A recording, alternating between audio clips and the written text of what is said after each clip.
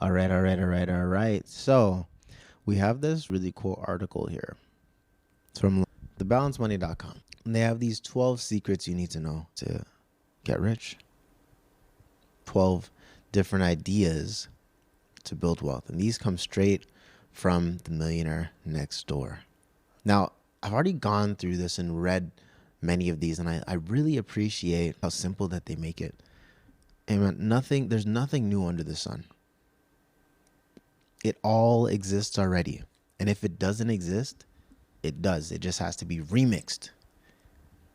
So with that being said, let's go into this. So the first secret to becoming wealthy is to set goals.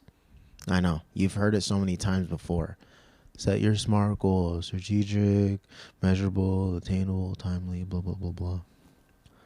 But you want to not only set them, but achieve them. Okay? Don't just expect to make more money. Plan to make more money. Plan and have a clear vision of what you want. I don't know if y'all's heard of that before. With vision comes provision. If you can hold it in your head, you can hold it in your hand. And so one of the first things to do is, hey, set your goals and achieve them. Maybe you have to make your goals a little small at first. Something that is not too far to reach. I remember when I first launched my very first online program, my goal was just to make $1 online. I just want to make $1 online. Little did I know that I'd do $1,000 in a week, and then for the next 2 years, make a pretty nice side income from doing absolutely nothing. So you want to set and achieve goals no matter how small they may be. The next thing you want to do is to actively save and invest. Okay? You want to actively put money aside into an investment account, whether that's infinite banking, whether that's putting money into your TFSA. This is for my Canadian folks. I think in the, what is it called in the States?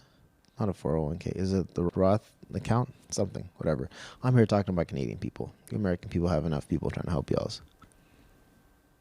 But whether it's putting it into an infinite banking policy, or it's putting it into your TFSA, or it's putting it into an employer matched account, whatever, actively put money away. And hey guys, if you don't know this, your TFSA is not meant just to save money. Do not waste your time by going to a TFSA that's at the bank, okay? Your TFSA is a tax-free savings account, which is not a savings account. It's an investing account. So if you're going to utilize it, you're probably better off getting some dividend-paying stocks with your TFSA, because then all of the growth on that money is tax-free, okay? I'm waiting for the day that they allow us to put crypto inside of our TFSAs, but you can actually get stock that mimic crypto, which is not the same as owning crypto, but it mimics it, so you can make all those gains tax-free. Okay, number 3. This one I'm a little bit biased. They say to maintain stable employment. For most people, maintaining stable employment will probably help them get to a more wealthy space. But something tells me that if you're listening to this podcast, you're probably a little bit of a rebel, a little bit of a creative mind, someone that knows that their millions will not necessarily be made from working at a job, but by creating value and working for yourself. I mean, you could maintain stable employment and build your other side hustles still. Okay. But what I would say is maintaining stable income. Okay. All right. The next one they have here is that we surround ourselves with experts. Okay. Wealthy people don't do their own taxes. They aren't do-it-yourself investors. They know what their strengths are, and they know what their weaknesses are. Okay? You got to leave the things that are out of your scope to the experts. Whether that's, if you need a financial planner and a financial advisor, don't be ashamed to go and ask for help. Okay? There's actually a really amazing book called Who Not How that goes over Finding the right who's in your life. Instead of asking yourself, how can I get this done? How can I get that done? Ask yourself, who can help me do this? So you can get back more time in your life. Okay. Let's go to the next tip out of our 12 tips. Protect your credit score. Honestly, I wish someone had told me more of this when I was younger. I would have done a lot more to protect my credit score and maintain a high credit score, because rebuilding it back up from being in a terrible place is one of the worst, most annoying things to do. If you maintain your credit score, you can get money at lower interest rates. This could be your mortgage, your car loans, or whatever. And if you can get money at lower interest rates, even if it is just a loan in general, you could put that money to work somewhere where it's making more money than what you owe. So essentially, you're making money on someone else's money. Okay? So keeping a good, impeccable credit score will give you more opportunities when it comes to investing in other things. The next tip we have here is to value having multiple sources of income. This is something that I've been developing for as long as I can remember. I remember even when I was a teenager, I had my babysitting job over there, my dog walking job over there, my t-shirt company over here, my window cleaning company over there. I was a hustler as a teenager, and I always had money rolling in from multiple sources. In fact, I would buy, those chocolates that they made us sell at school? The school that I went to, we had world's finest chocolates, which were those chocolate covered almonds, which sadly schools don't do anymore because of nut allergies. Soft. What I would do is I found those world's finest chocolates. I know that old people love those. They have nostalgia tied to them, and the schools don't sell them anymore. I would buy a bunch of them. I give a box. You get a box of 30 for $30. It's $1 per box. It's crazy. Or $1 per box of chocolates. You sell it for $3 to $5. I get a box. I get multiple boxes. I gave one to my grandma. Grandma, can you take this to your work? I gave one to my dad. Hey, Dad, can you take this to work? I give one to my stepmom. Hey, Mom, can you take this to work? I'm making, what is that? So it cost me $30 to get a box, and I'm making back $90 to $120. So every time I'm just making money. And that's without me doing anything as a teenager. The boxes would go quick. I would just do that over and over again. So I had multiple sources of income is great. Beyond just having security for if you do end up losing that stable income, that job, or if you want to go and travel and you want to say, hey, I'm on the beach but my bank account's still going up, having multiple sources of income will hedge you against the downside and the downturns that happen in everyone's lives. This next one's pretty interesting. I'm actually going to read it. It says they believe in keeping busy, although this is more so talking about people that are retired. A second job that fuels your passion and keeps you engaged mentally while also bringing in extra money is the ideal scenario. Think of how much money some of us spend simply out of boredom. Your side gig doesn't need to be a grind. Do something you would enjoy even if there was no paycheck attached to it. That's something that's a big move and a very wise piece of advice. I don't like to talk about retirement too much. I believe that when we retire, we're closer to death. They actually say that most people, once they retire, die within 5 years of retirement. And I mention that because the first line that I decided to skip over is talking about retirement. And I see retirement as not having to work anymore, but working because we choose to. Because work gives us purpose, and the more purpose we have, the longer we live, yeah? So definitely find ways to keep busy, but finding these side hustles that you enjoy is going to make a massive impact on your life. Let's go to our next of the 12. We're almost done, guys. We're almost done. Okay, be cautious about your spending. Wealthy people are careful not to become a target for scammers. They know that as you become wealthy, everyone from internet hustlers to home improvement con artists are likely to target you. You got to be cautious about how you spend your money. You have to be aware of where your money is and what it's doing. I just saw recently Usain Bolt lost a bunch of money because he had it with an investment firm that was a shady investment firm. If you don't know what's happening to your money or where your money's going or who has their hands in your pocket and why it's there, you might have your money running away faster than Usain Bolt. That's crazy. All right. They're not wasteful. Wealthy people believe that if you aren't using it, you should stop paying for it. How many of y'all's right now listening to this have that gym membership that you're paying an arm and a leg a month and you're not using it at all? How many people right now, how many of you listening to this right now have, I don't know, Netflix, Hulu, Disney, Amazon Prime, this, that, and the other that you don't use because there's no shows that you like at this moment in time? How many of y'all's have subscriptions that you don't use anymore? You signed up for that one newsletter 7 years ago. It was only $3. You forgot to cancel your subscription.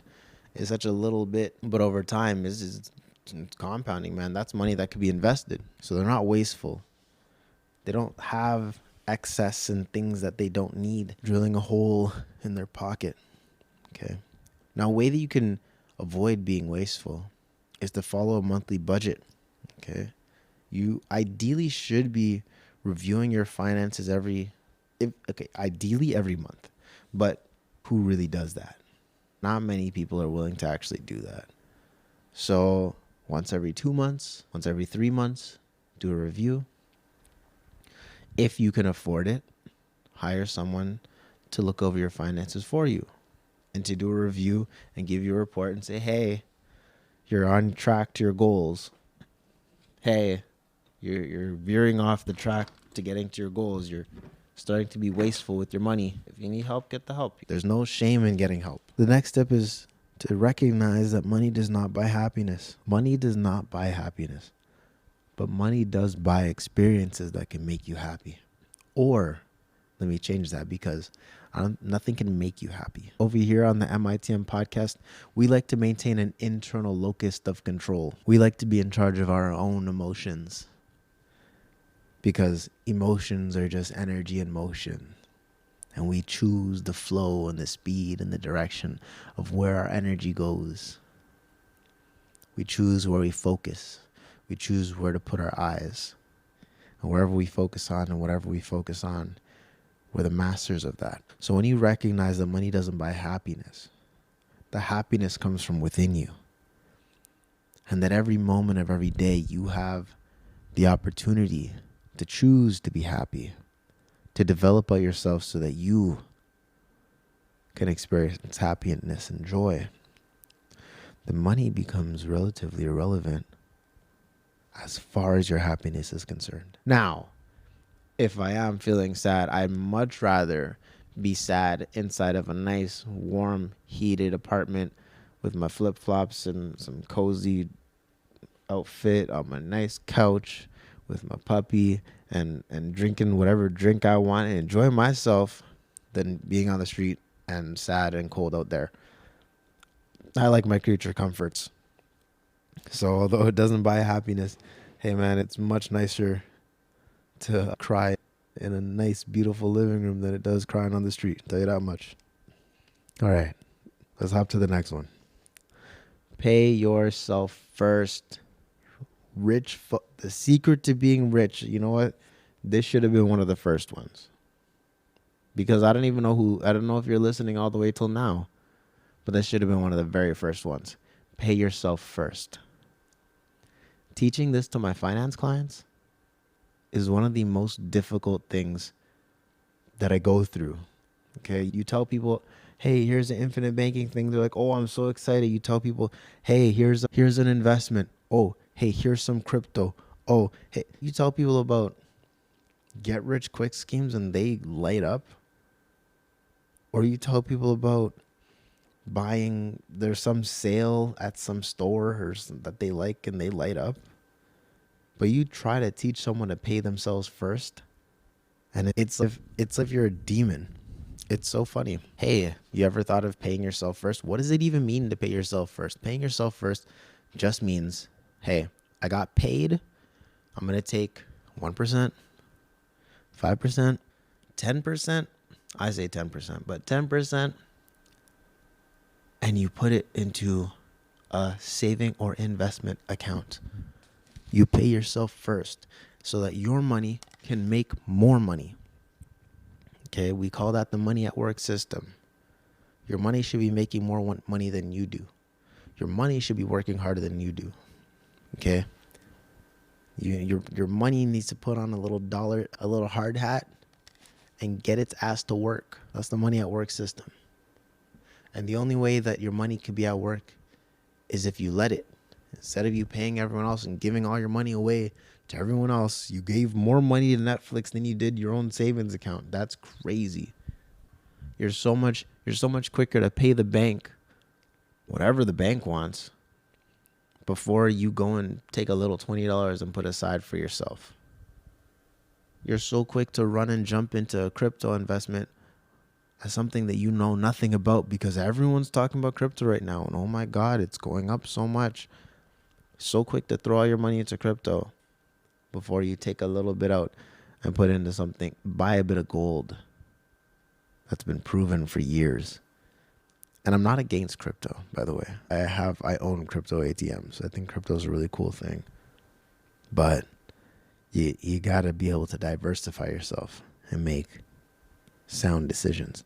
So pay yourself first.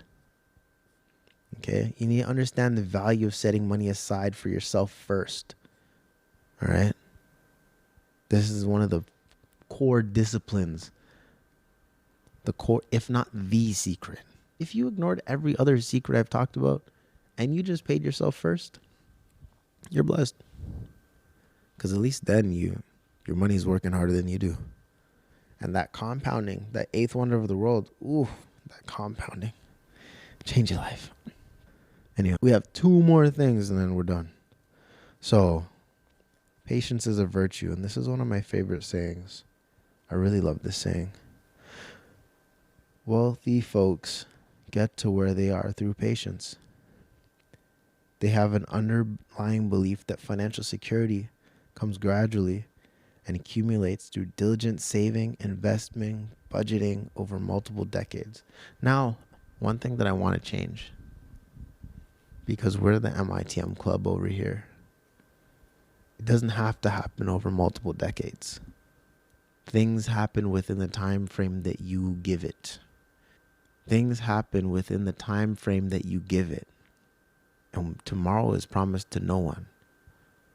As important as it is to have patience, as important as it is to work through the decades and be able to look into the future and say, that's where my aim is and that's where things are going to happen.